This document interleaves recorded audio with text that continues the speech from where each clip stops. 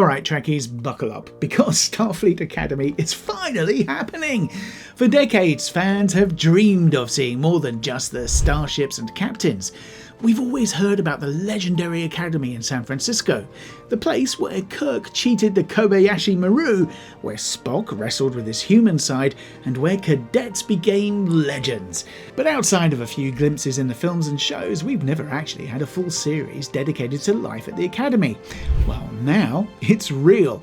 Paramount Plus has confirmed Star Trek Starfleet Academy as the next big Trek adventure, and it's set to launch in early 2026.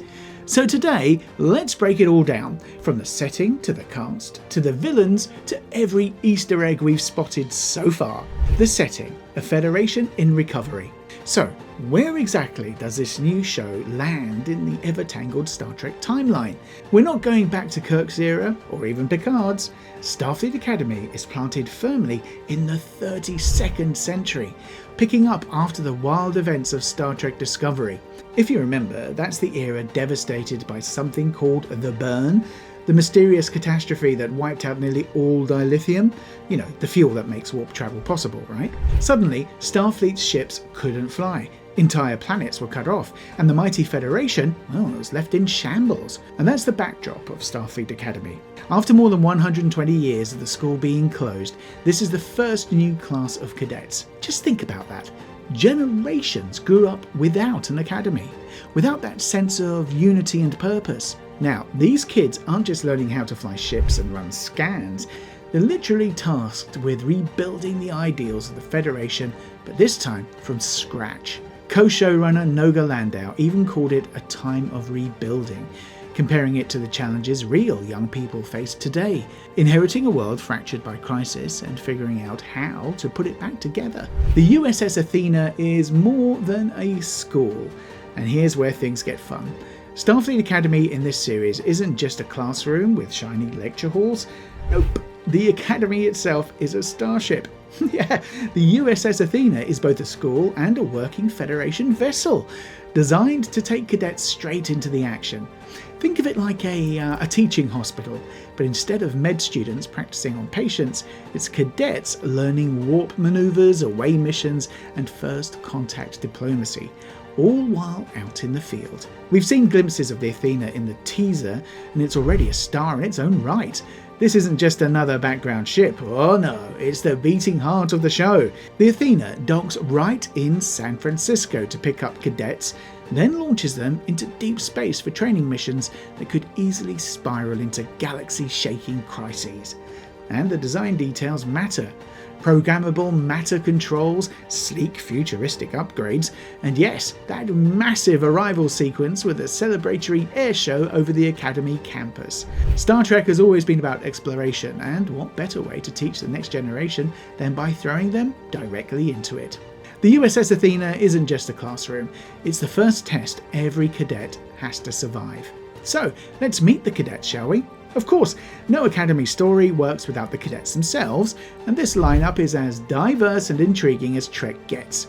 Front and centre is Caleb Meir, played by Sandro Roster. He's a troubled orphan who's grown up on the run with zero institutional support for most of his life.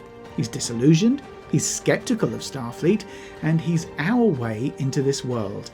An outsider seeing the Federation's ideals for the first time.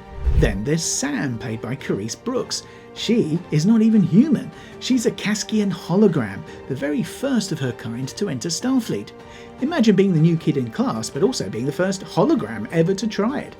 On top of that, we've got Jaden Krag, a proud Klingon cadet played by Karim Diane, Darren Remy, a Kaonian cadet played by George Hawkins, and Genesis Lythe played by Bella Shepherd, and Terima Sadal, a Betazoid first daughter played by Zoe Steiner. This mix of species, backgrounds and personalities is exactly what Trek thrives on. These cadets aren't just classmates, no, they're carrying the burden of rebuilding the Federation together.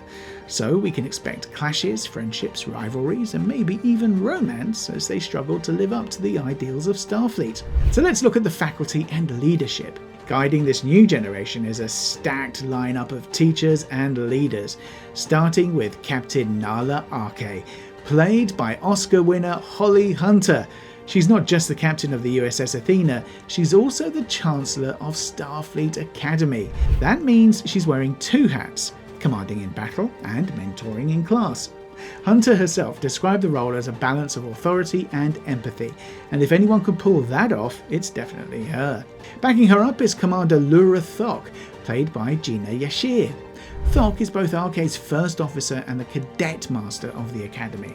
She's part Klingon, part Jem'Hadar, which already tells you she's going to be tough as nails. And then come the legacy characters. Robert Picardo returns as the holographic Doctor, now an Academy instructor. How perfect is that? Tig Notaro brings back Jet Reno from Discovery, snarky as ever, now training cadets though. And Admiral Charles Vance, played by Oded Fehr, continues his leadership role from Discovery. Together, this faculty isn't just teaching warp theory and diplomacy. They're shaping the very future of the Federation. And with a cast like this, you can bet the classroom scenes are going to be just as compelling as the space battles. But talking of battles, who are the villains in the shadows? Well, every Star Trek story needs a villain, right? And Starfleet Academy isn't pulling its punches. Enter Nus Bracca, played by none other than Paul Giamatti. Now, that casting alone tells you this isn't going to be a one-note villain. Giamatti has a way of making characters layered, intimidating, but also, well, oddly human. What we know so far is that Nus Bracca is part Klingon, part Tellarite, and he embodies the tide of division and hostility sweeping across the galaxy. Basically, he represents everything the Federation is trying to push back against. The Whispers from Comic-Con described him as a character with an ominous past, one that connects directly to at least one of the cadets. That means this isn't just some random baddie of the week. His presence will hit close to home, and his very existence, being of two species known for aggression and stubbornness, mirrors the fractured, volatile world these cadets are stepping into. Starfleet Academy is about hope, unity, and learning to rebuild. Nus Bracca is the counterweight, the darkness threatening to unravel it all. And honestly, with Giamatti bringing that trademark intensity, we're probably looking at one of Trek's most memorable villains in years. Okay, so let's take a look at the legacy and Easter eggs. Let's be real, part of the fun of any new Star Trek series, not just this one, is spotting the Easter eggs, and Starfleet Academy is already overflowing with them. The teaser showed off neon signs in San Francisco that longtime fans instantly clocked. Quark's Bar, the Mariposa's butterfly from Picard, even a blink and you miss it callback to King May from The Next Generation. That's the kind of deep cut detail only Trek would dare to sneak in. But the real showstopper? The Academy's walls of names. These are memorial-style panels listing famous figures from Trek history. Everyone from Beverly Crusher to Spock to Seven of Nine. Some are listed with surprising ranks, hitting at alternate paths or unexpected endings. It's both a nod to Trek's long legacy and a clever storytelling device for fans to chew on. And then there's the Sisko reference. Yep, the teaser literally teases the fate of Benjamin Sisko from Deep Space Nine, keeping his mysterious end alive in Federation history, and in returning characters like the Doctor and Jet Reno. And this show is clearly designed to honour Trek's past while charting a bold new course. For diehards, well, it's catnip. For newcomers, it's a treasure map. So let's look behind the scenes. Who's actually steering the ship behind the camera? Well, that would be Alex Kurtzman and Noga Landau. Kurtzman, of course, has been the architect of modern Trek on Paramount+, and Landau is bringing her experience from The Magicians to co-showrun this new series. Together, they've pitched Starfleet Academy as Trek's version of a college drama. Think 4-year arcs where we follow cadets from their nervous first day all the way to their graduation. And this isn't just some small side project. Paramount has invested big. The production is building what they're calling the largest sets ever created for a Star Trek series. We're talking sprawling campuses, full starship interiors, and a San Francisco skyline that looks both familiar and futuristically alien. It's clear they're treating this like a flagship show, not just a filler between Strange New Worlds and whatever movie eventually gets off the ground. The creative team have also emphasised the return to Gene Roddenberry's core vision: hope, unity, and the belief that young people can make the world better. In a way, Starfleet Academy is designed to echo the real struggles of today's generation. only with warp drives and phasers. So, what's the release date and what's next? Now for the question everyone's been asking. When does Starfleet Academy actually land? The teaser and official word from Comic-Con put the release date at early 2026.